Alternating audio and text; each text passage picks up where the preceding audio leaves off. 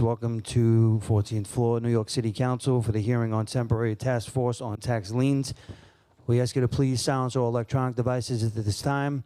Please do not approach the dais unless called up to the witness table. We thank you for your cooperation. Chairs, we are ready to begin. Great. Good morning, everyone. Apologies for the delay. Thank you. Thank you for that participation. I'm Councilmember Sandy Nurse, and I'm co-chair of the Temporary Task Force on Tax Liens, along with Deputy Commissioner Annette Hill from the Department of Finance. At the end of June last year, the Council passed Local Law 82 of 2024, which made extensive reforms and improvements to the way the city enforces delinquent property taxes and water bills. Many people in this room contributed to developing these much-needed reforms, including multiple and overlapping paths to property owners and homeowners in particular to address their delinquency status with the city. This includes payment plans, deferral programs, an easy exit process to allow homeowners more time to find a long-term solution, and even preservation track where, as a last resort, a struggling homeowner could resolve their debts, keeping their remaining equity and stay in their homes.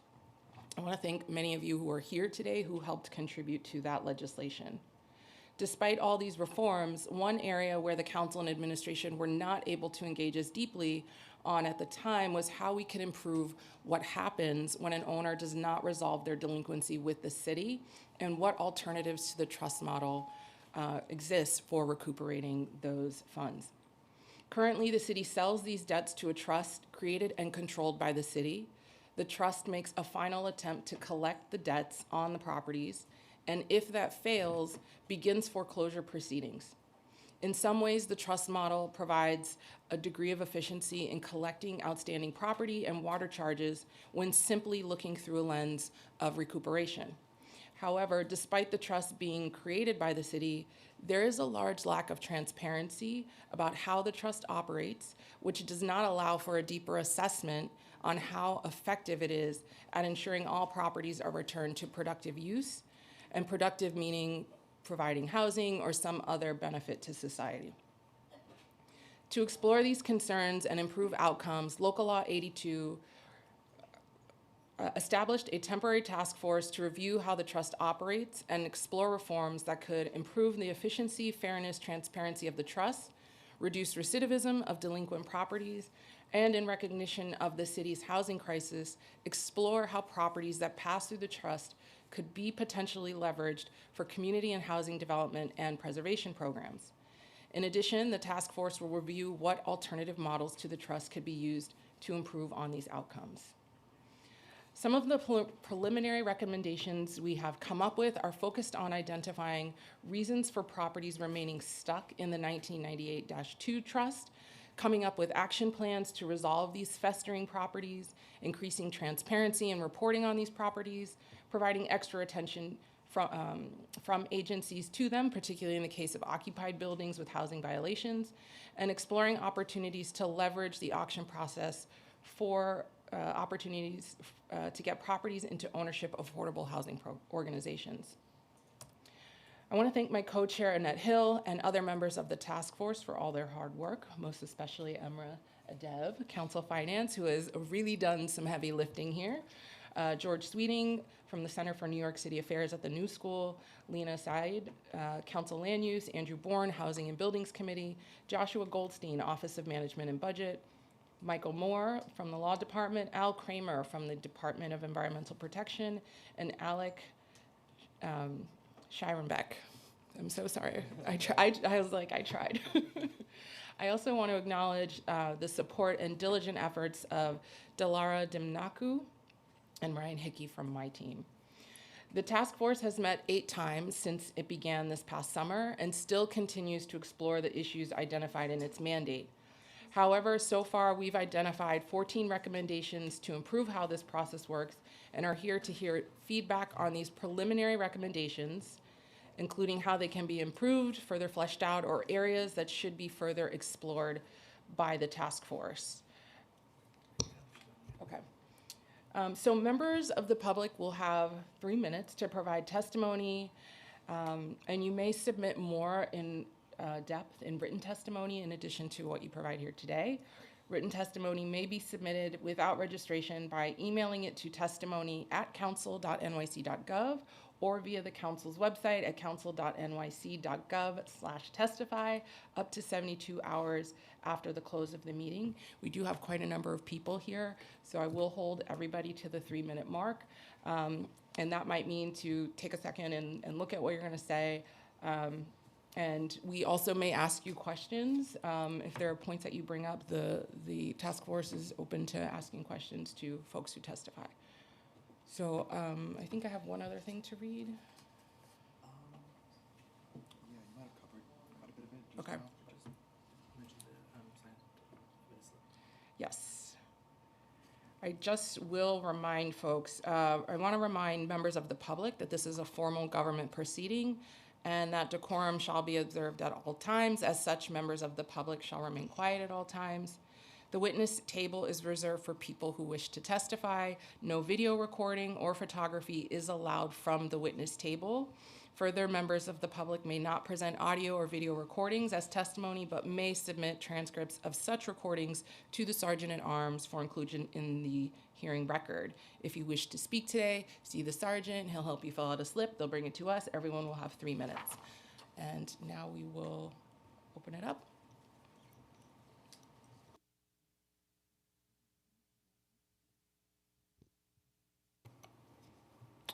Great. The first witness will be Albert Scott. Please approach the dais. Sorry, the witness table. Sure. And if Rachel Jabal, thank you, could also approach the table.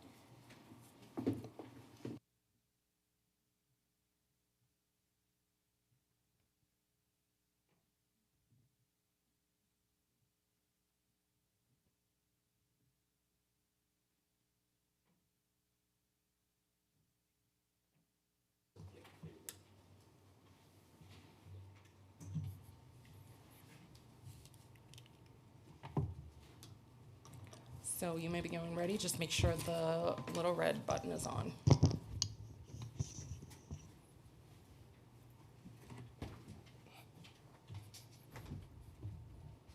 Excuse me, this thing is kind of, it's not meant for big people. What's going on here? Okay. Good morning, task force members. My name is Albert Scott, and I am a lifelong East New York resident and a founding member of the East New York Community Land Trust. I am also the chairman of the East New York Homeowners Association. East New York had the most residential properties on the tax lien sale than any other neighborhood in New York City. Our Black, Latino, working class community of homeowners and tenants is being economically brutalized by this lien sale. We have knocked on hundreds of doors in our community, talking to homeowners and tenants about their rights and options as it pertains to this destructive lien sale system. What we are seeing and hearing is very disturbing. Just one or two quick examples. One, in East New York, two-family home on Hendrick Street has a corporate owner and is fully occupied by tenants. The corporate owner owes $226,000 in municipal charges, $79,000 of which are emergency repair program charges, and the property has 120 HPD violations. Let that resonate. In addition, another one, a two-family property home, a few doors down on the same block on Hendrick Street.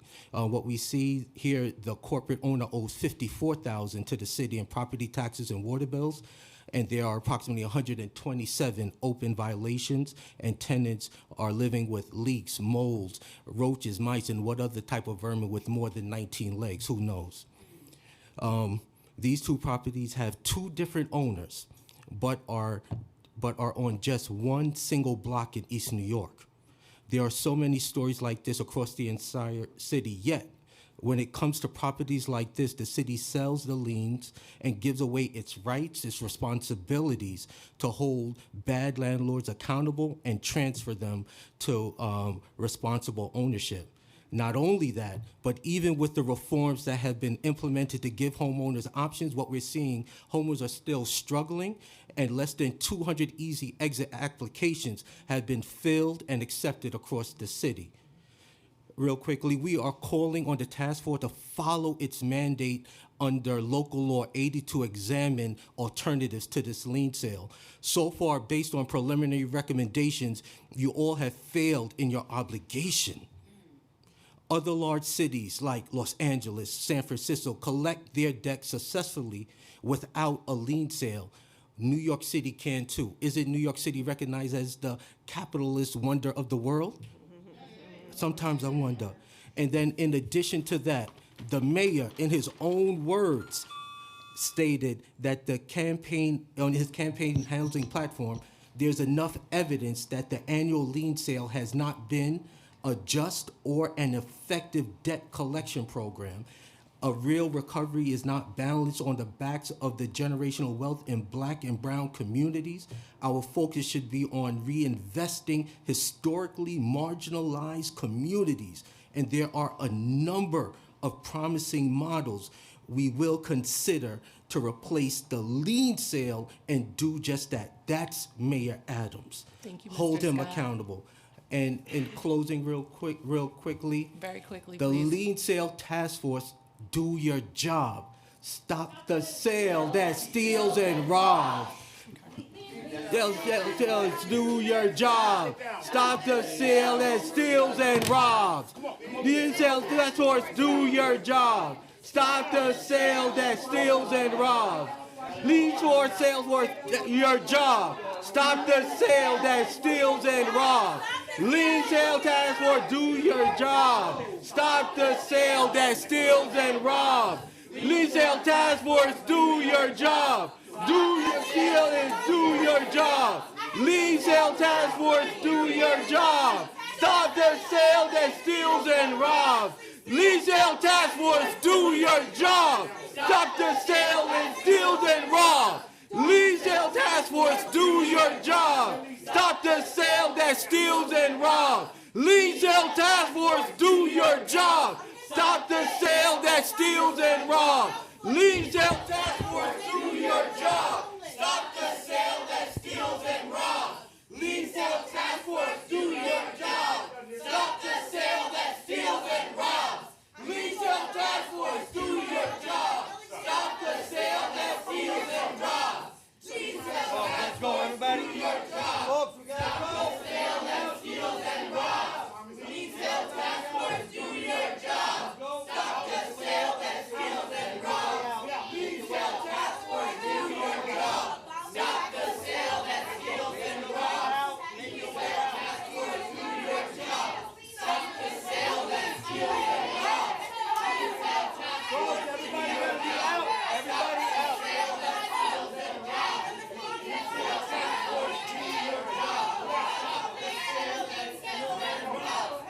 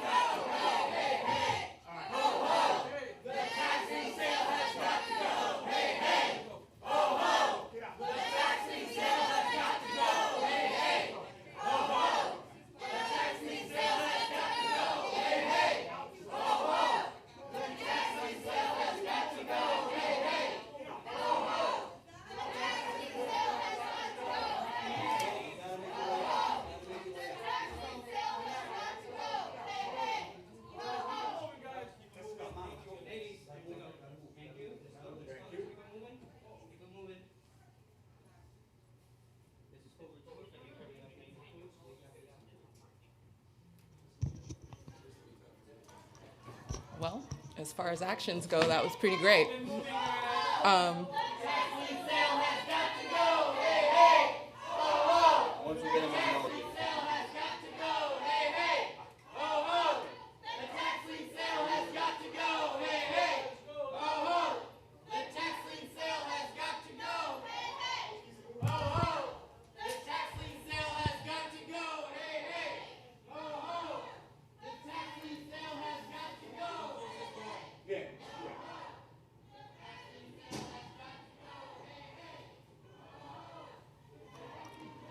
Are you going to unfurl a banner? What'd you say? I don't Are you have a bringing out banner. a I banner? have some things to say. Okay, great. So you can start when you're ready. Good morning, co-chairs and members of the Tax Lien Task Force. My name is Rachel Jabal, and I am Deputy Director of the Neighborhood Economic Justice Project at Brooklyn Legal Services, a program of Legal Services NYC, the nation's largest provider of civil legal services.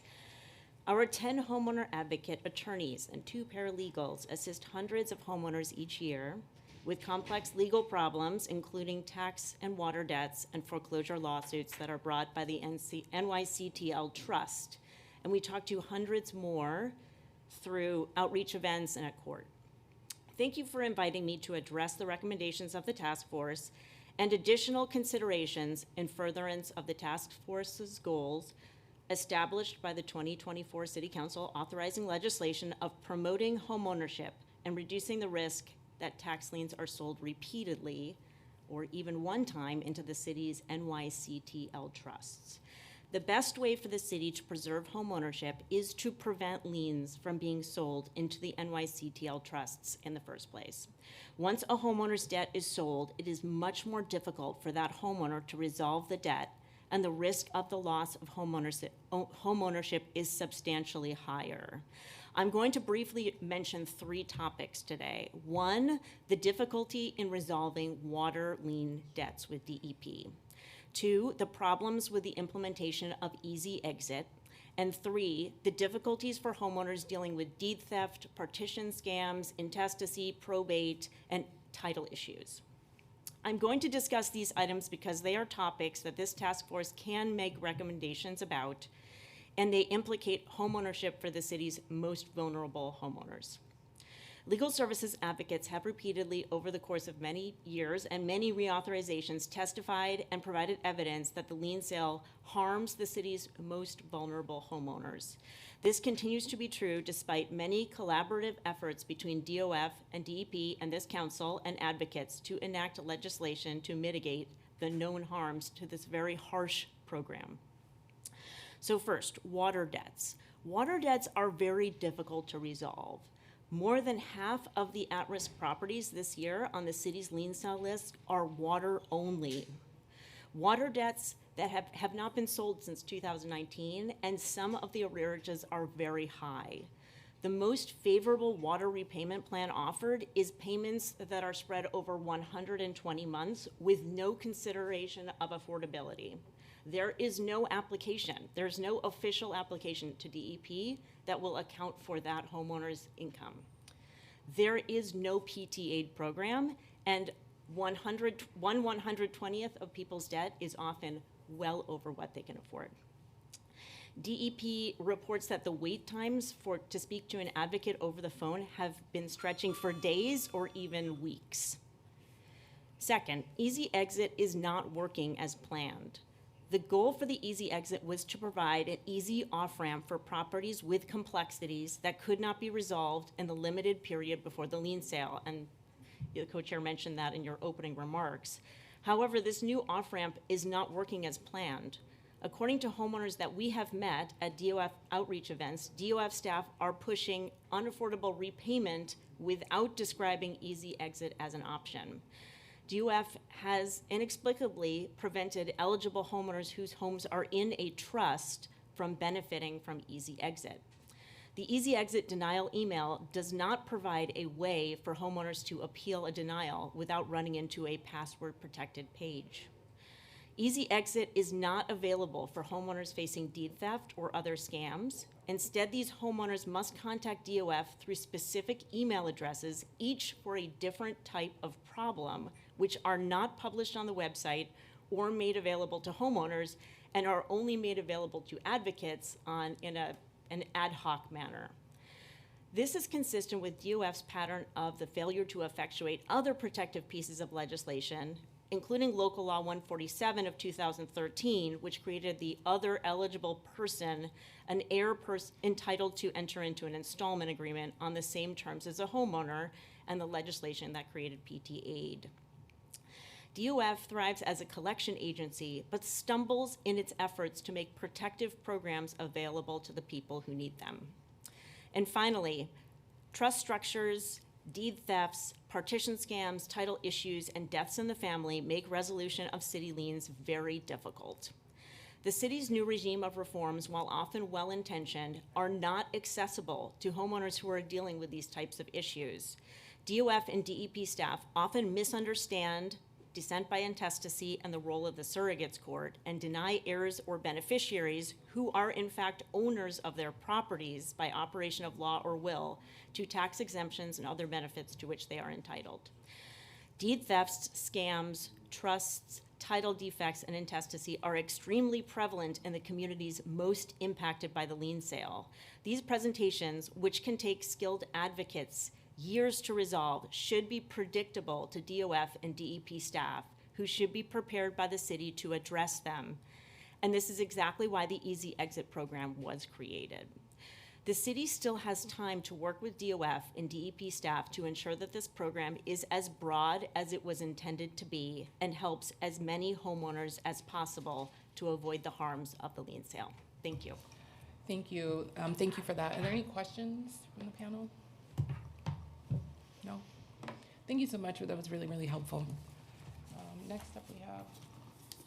Sure. The next two witnesses are Jan Schoenfelder of the Legal Aid Society and Alexis Foote of Far Rockaway. She's okay. So Joanne Erskine, if you could approach the witness table. Sorry. She's also okay. Is Anne Korchak. You may approach the witness table to testify. Thank you.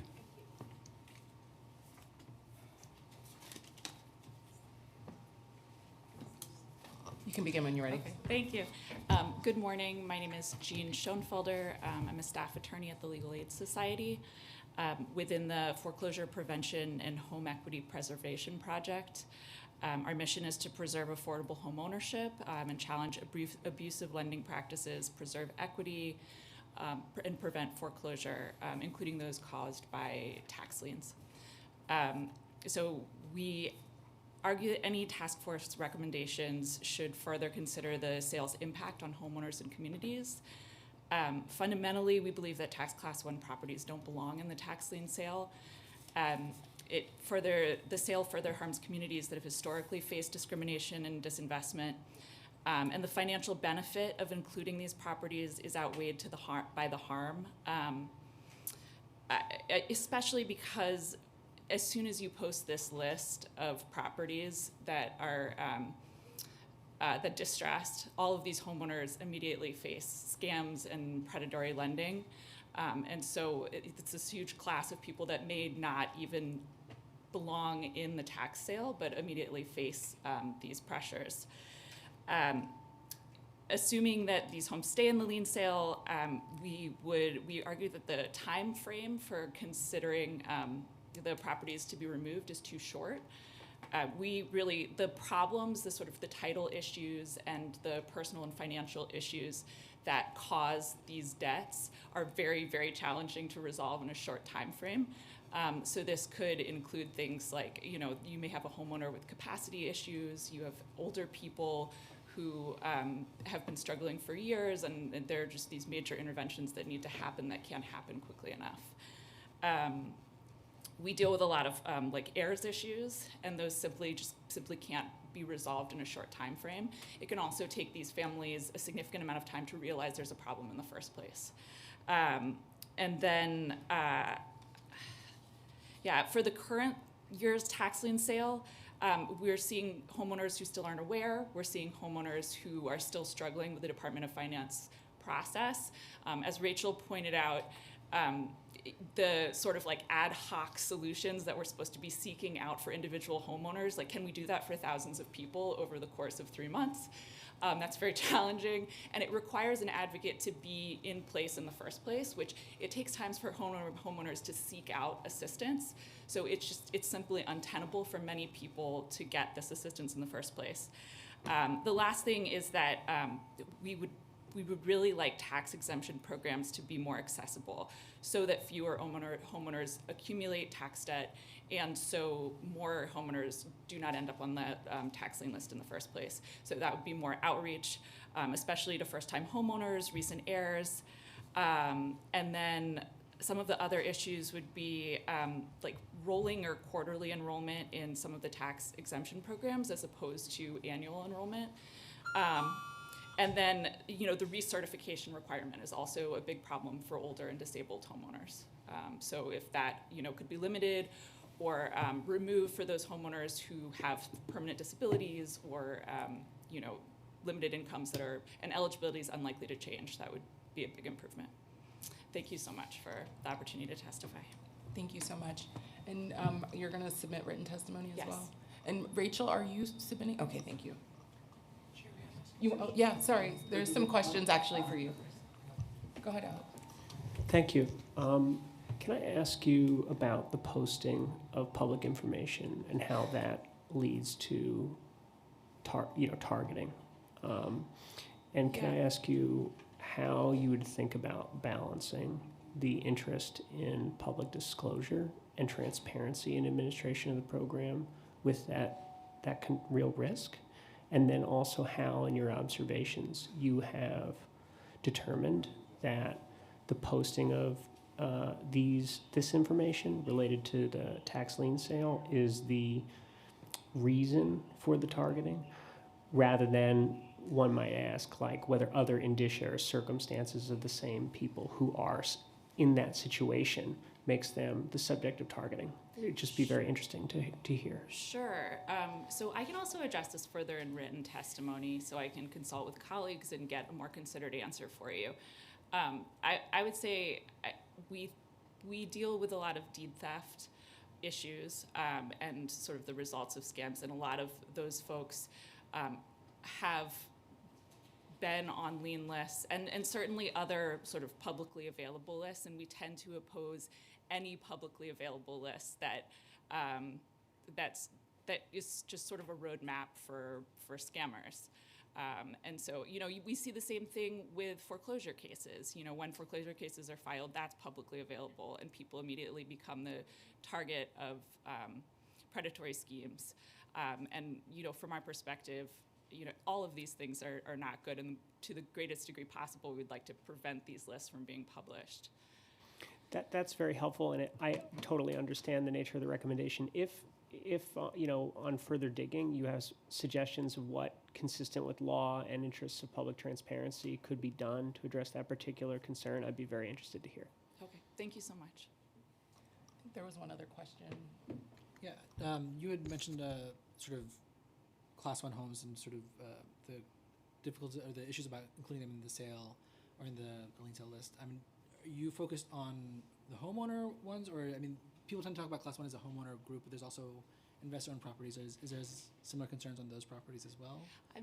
Our concerns from our perspective are for owner-occupied homes. Right, okay. That's largely it. Okay.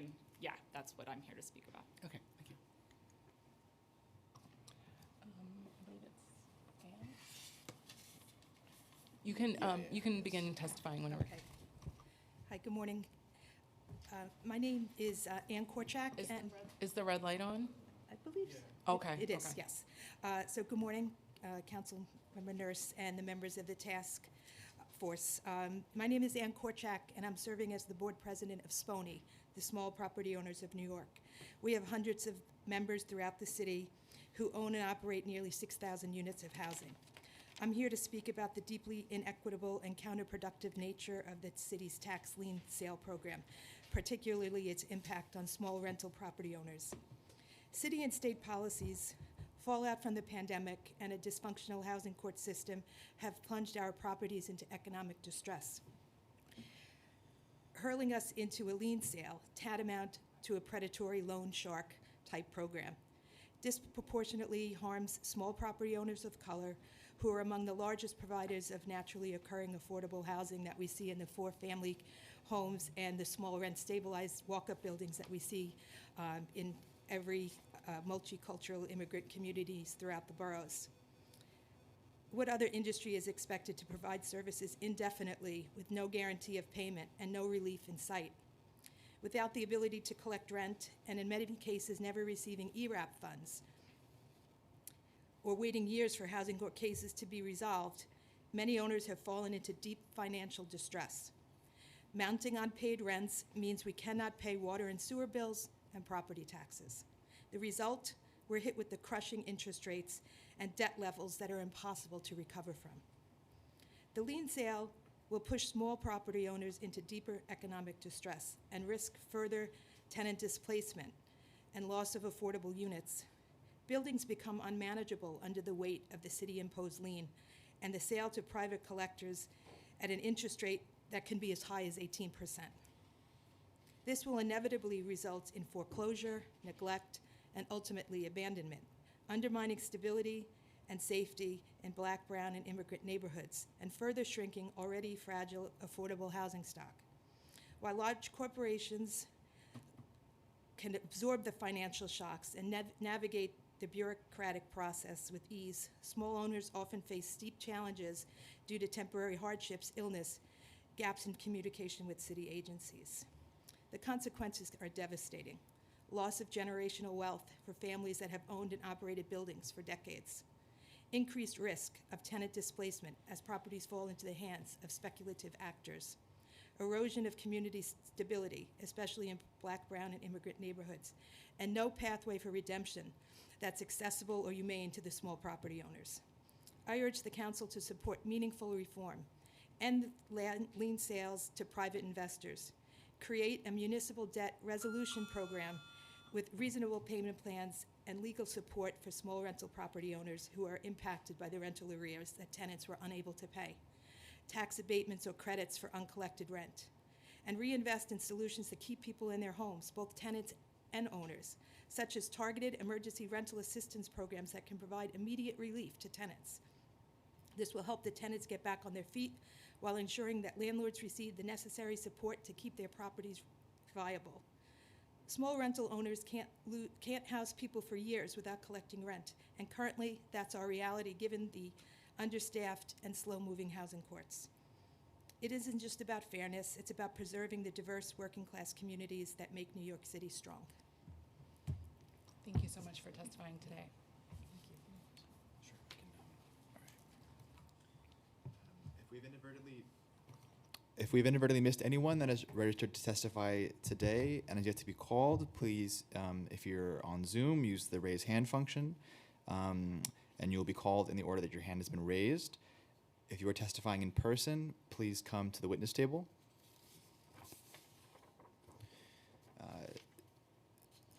Seeing none, I will now allow Councilmember Nurse to close the hearing. Thank you so much to everybody who came and gave really thoughtful and helpful, productive feedback to this. We'll be looking at your recommendations and your proposals and ideas. We'll be incorporating that as we move forward in the second part of the task force.